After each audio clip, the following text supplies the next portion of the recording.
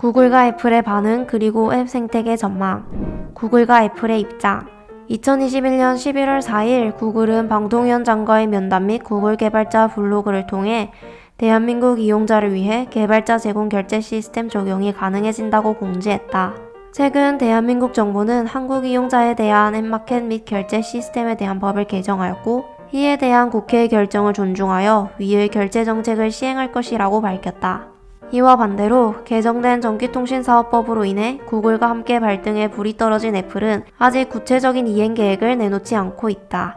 신문, 잡지 같은 리더 앱에 한해 내부의 외부 계정 관리나 결제로 연결되는 링크만 허용하겠다는 입장을 고수하고 있는데 이는 앱스토어의 결제 시스템을 개방한 것이 아니라 웹결제를 활성화되도록 한 조치에 불과하다.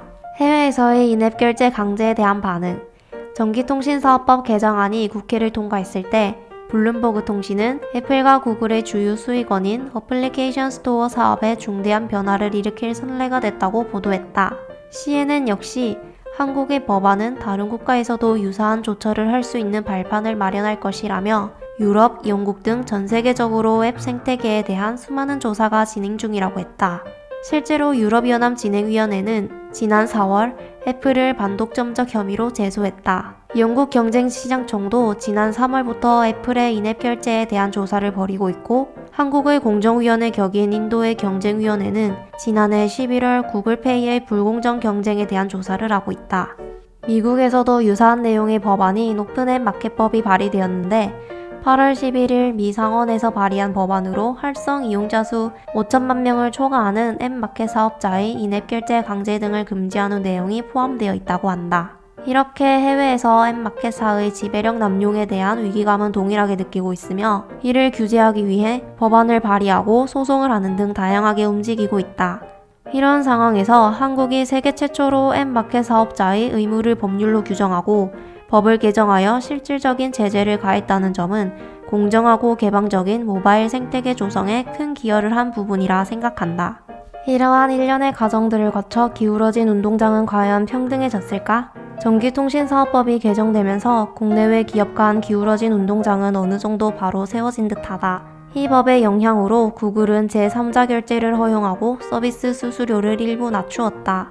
그리고 인기 있는 게임사 포트나이트가 앱스토어에서 사용자들에게 인앱 결제 외의 다른 결제 옵션을 제공했다며 앱스토어에서 가차없이 게임을 삭제해버렸던 애플은 외부 링크를 통해 다른 결제 수단을 이용할 수 있도록 했다.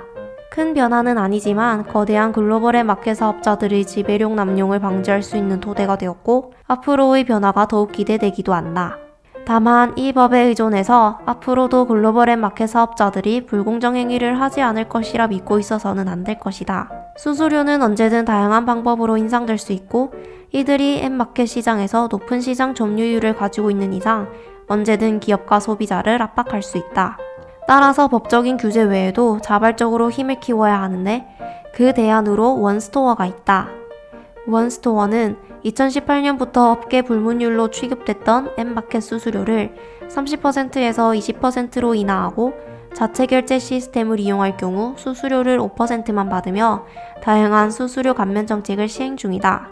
또한 최근에는 넥슨, NC소프트, 웨이브 등 콘텐츠 기업과 국내 마켓 활성화를 위한 상생 협약을 체결하며 시장 점유율 확보에 박차를 가하고 있는데 이러한 국내 마켓이 경쟁력을 확보하여 시장 경쟁을 회복할 수 있기를 바란다.